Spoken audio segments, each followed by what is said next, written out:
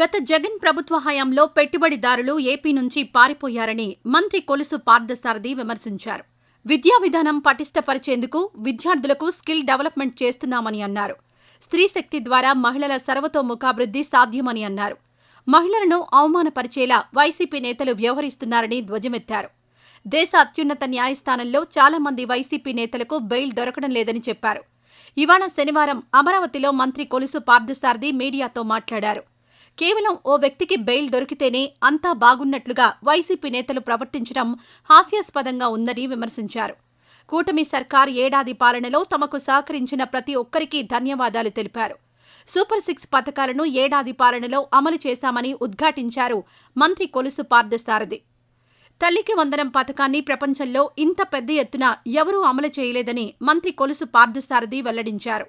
తల్లికి వందనంలో భాగంగా ఎంతమంది పిల్లలున్నా పథకం అమలు చేశామని తెలిపారు.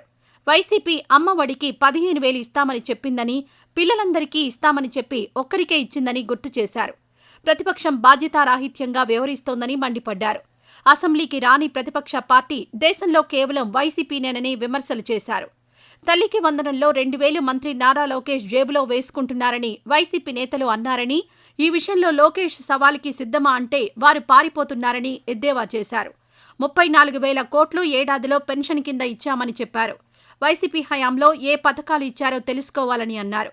కూటమి ప్రభుత్వంలో ప్రతి కుటుంబానికి 1,04,000 ఇచ్చామని గుర్తు చేశారు.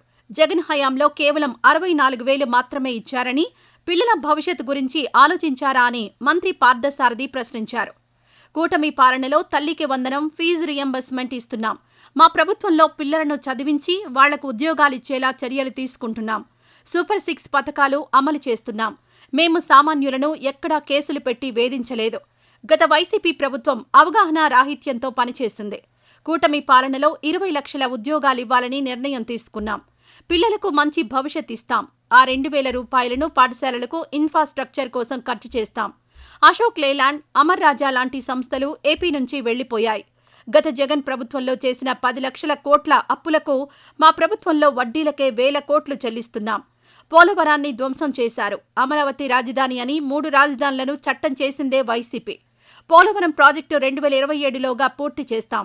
87 లక్షల మంది ఉంటే 45 లక్షల మందికే ఎందుకు అమ్మఒడి ఇచ్చారు అని మంత్రి కొలుసు పార్థసారథి ప్రశ్నించారు.